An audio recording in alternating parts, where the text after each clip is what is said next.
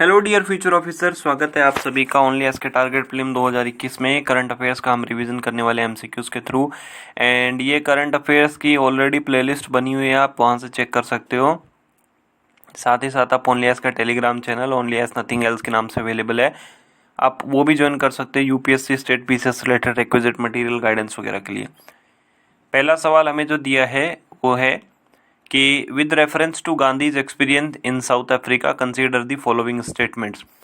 गांधी जी ने South Africa में जो अपना जीवन बिताया वहाँ पे उन्हें जो जो एक्सपीरियंस मिला उससे रिलेटेड अपने को 3 स्टेटमेंट दिए, हमें करेक्ट बताना है।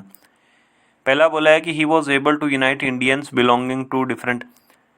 गांधी जी का जो एक्सपीरियंस था उस एक्सपीरियंस को उन्होंने इंडिया में यूज़ लिया और इंडिया के अंदर different religion, different classes, man women, सबको अपनी एक कॉमन लीडरशिप के अंतर्गत सबको यूनाइट किया। दूसरा है, गांधी जी ने ये रियलाइज़ किया कि कई बार ऐसा होता है कि लीडर को कुछ ऐसे डिसीजंस लेने पड़ते हैं जो कि उसके सपोर्टर्स के बीच में अनपॉपुलर होते हैं, मतलब एक लाइन से हट के कुछ एक डिफरेंट डिसीजन भी लेना पड़ सकता है। तीसरा ये है, गांधी जी ने अपनी खुद की एक स्टाइल लीडरशिप की, खुद का अपना पॉलिटिक्स का स्टाइल जो है वो प्रिपेयर किया, इवॉल्व किया। हमें बताना है कौन सा सही है। तो गांधी जी के ये तीनों के तीनों ऑप्शन नंबर डी यहाँ पे करेक्ट हो जाएगा। देखो, गांधी जी के आने से पहले जो मॉडरेट्स थे वो लोग क्या करते थे, उनका जो लीडरशिप थी वो लीडरशिप समाज का जो हमारा जो टॉप लोग थे, लॉयर हो गए, कोई बिजनेसमैन हो गए, अपर कास्ट के लोगों के द्वारा ही आती थी और मेनली मेन थे यानी कि पुरुष थे। गांधी जी के आने के बाद में जो अंग्रेज़ों के विरुद्ध लड़ाई थी उसके अंदर बहुत सारे लोगों ने हिस्सा लिया, महिलाओं ने, और उस समय जो डिप्रेस्ड क्लासेस थे, शोषित जो वर्ग था, उन्होंने भी हिस्सा लिया। गांधी जी ने ये रियलाइज़ किया कि कई बार हमें ऐसे डिसीजंस लेने पड़ते हैं जो कि उनकी जनता के बीच में सपोर्टर्स जो हैं वो अपोज करते हैं। फॉर एन एग्जांपल, जब चौरी चौरा कांड होता है तो गांधी जी ने बोला कि जो हमारा नॉन कॉपरेशन मूवमेंट है, असहयोग आंदोलन है, मैं उस असहयोग आंदोलन को वापस लेता हूँ। उस समय जनता के बीच में बहुत ज़्यादा विरोध हुआ था गांधी जी का। कुछ लोगों का बोलना था कि भाई आज़ादी अब हमें मिलने ही वाली है, और गांधी जी ने एकदम लास्ट मोमेंट पे अपने कदम पीछे खींच लिए। गांधी जी का अपना स्टाइल लीडरशिप का उन्होंने इवोल्व किया, नई टेक्निक्स उन्होंने इवोल्व की, सत्याग्रह, भूख हड़ताल, इस तरीके की जो, या फॉर एन एग्जांपल बात करें हम, गांधी जी का जो नमक वाला सत्याग्रह है, सॉल्ट सत्याग्रह, ये सारी चीज़ें गांधी जी ने अपना एक नया स्टाइल जो है वो इवॉल्व किया। हिंदी वाले लोग इसे यहाँ आसानी से देख सकते हैं।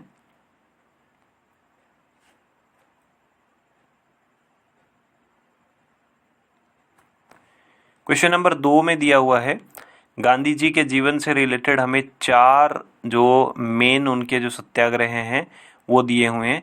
चंपारण, खेड़ा, अहमदाबाद, सत्याग्रह अगेंस्ट द रॉलेट एक्ट। इसको हमें क्रोनोलॉजिकल ऑर्डर में सेट करना है। आप क्रोनोलॉजी समझिए और उसके हिसाब से इसको ऑर्डर में आपको सेट करना है। ये क्वेश्चन कई बार आ चुका है, बहुत सारे एग्जाम्स में आ चुका है, स्टेट लेवल के जो सिविल सर्विसेज के एग्जामिनेशन होते हैं उनमें आ चुका है। सबसे पहले गांधी जी चंपारण में स्टार्ट करते हैं, फिर फिर अहमदाबाद में, उसके बाद खेड़ा, एंड फिर जो आता है लास्ट में आता है रोलेट। तो 1, 3, 2 एंड 4, 1, 3, 2 एंड 4 यानी कि ऑप्शन नंबर बी। चंपारण के अंदर जब गांधी जी के पास उस समय राजकुमार शुक्ला जी जाते हैं, और राजकुमार शुक्ला जी के आवेदन पे, उनके निवेदन पे, उनकी रिक्वेस्ट पे गांधी जी बोलते हैं कि मैं चंपारण आऊँगा, और मैं चंपारण आने के बाद में वहाँ की किसानों की स्थिति का, किसानों की जो कंडीशन है उस कंडीशन से मैं अपने आप को मतलब स्थिति का मैं जायजा लूँगा। जहाँ तक खेड़ा की बात है, गुजरात में तो क्रॉप फेल्योर हो चुकी थी, लेकिन फिर भी ब्रिटिश सरकार जो है वो टैक्स मांग रही थी, रेवेन्यू मांग रही थी। अहमदाबाद का ये था कि अहमदाबाद के अंदर जो कॉटन मिल वर्कर थे वो मांग रहे थे कि बोनस दिया जाए, उन्हें एक्स्ट्रा उन्हें सैलरी मिले, मतलब उनकी जो सैलरी है उसमें भी उनको हाइक मिले। और 1919 में जो रॉलेट एक्ट है उसके अगेंस्ट गांधी जी ने सत्याग्रह किया, रॉलेट एक्ट में। हिंदी में आप इसे यहाँ देख सकते हो।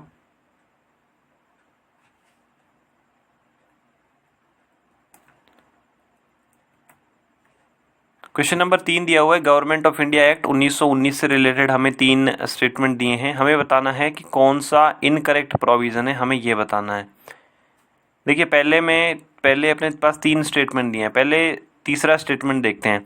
इसमें बोला है कि 1919 वाले एक्ट के अंदर high commissioner for India in the London office establish किया गया था।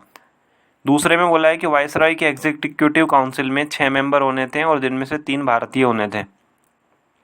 अगर हम ये देखते हैं कि तीसरा स्टेटमेंट पे जाते हैं तो तीसरा तो करेक्ट है, कंप्लीटली करेक्ट है।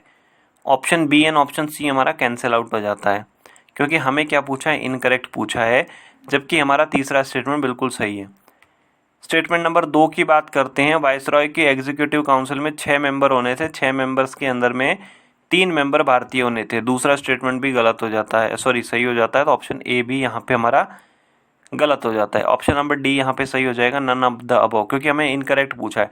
इनकरेक्ट कोई सा भी नहीं है।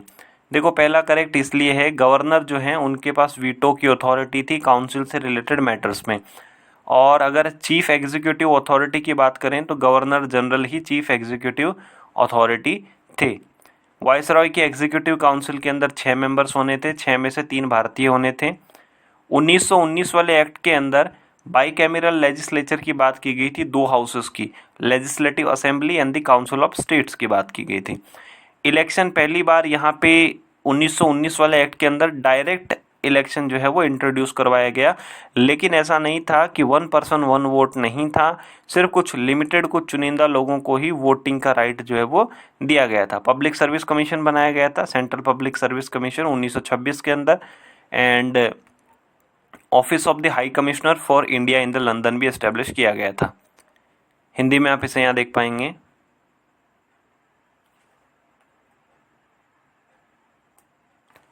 क्वेश्चन नंबर 4 में दिया हुआ है चन्ना पटना टॉयज के बारे में। रिसेंटली चन्ना पटना टॉयज बहुत ज़्यादा न्यूज़ में थे। चन्ना पटना टॉयज से रिलेटेड हमारे पास 3 स्टेटमेंट हैं, 3 स्टेटमेंट को देखते हुए हमें करेक्ट बताना है। पहले में बोला है कि ये एक टाइप का वुडन टॉयज है, लकड़ी का टॉय होता है जो कि कर्नाटका स्टेट में बनाया जाता है। दूसरे में बोला है कि इसको जीआई टैग मिला है। तीसरे में बात की है कि टीपू सुल्तान ने पर्शिया यानी कि ईरान से वहाँ के लोकल आर्टिसन को बुलाया और यहाँ हमारे जो लोकल आर्टिसन थे उनको ट्रेन किया गया। तो करेक्ट बताना है हमें। देखो चन्नापटना टॉयज कर्नाटका से है, बिल्कुल सही है। कर्नाटक के रामानगरा डिस्ट्रिक्ट के अंदर ये गांव आता है। जीआई टैग मिला हुआ है। टीपू सुल्तान ने बाहर पर्शिया से कारीगर बुलाए और हमारे लोकल कारीगर्स को ट्रेन किया। Option number D will be the correct. देखो पहला करेक्ट है, चन्नापटना टॉय लकड़ी से बनाए जाते हैं और चन्नापटना जो टाउन है रामानगरा डिस्ट्रिक्ट कर्नाटका में, वहाँ पे ही है। जीआई टैग इसको मिला है। और टीपू सुल्तान, क्योंकि टीपू सुल्तान उस समय मैसूर का शासक था, मैसूर का रूलर था, तो उस वजह से। हिंदी में आप इसे यहाँ देख पाएंगे।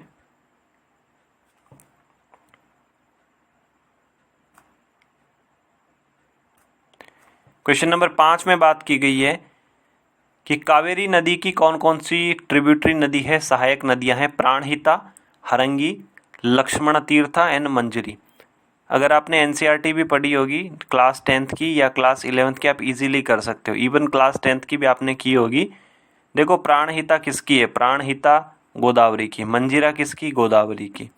अगर आपको प्राणहिता मंजीरा के अंदर आपको पता है कि मंजीरा गोदावरी की है, तो ऑप्शन नंबर सी हमारे पास बचता है 2 और 3। प्राणहिता, मंजीरा, ये दोनों की दोनों गोदावरी की सहायक नदियाँ ट्रिब्यूटरी है। हरंगी और लक्ष्मण तीर्था ये दोनों किसकी हैं, ये है इसकी हमारा जो कावेरी नदी है इसकी है, ठीक है।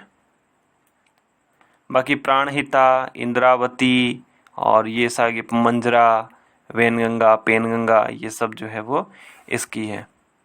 हिंदी में आप इसे यहाँ देख पाएंगे।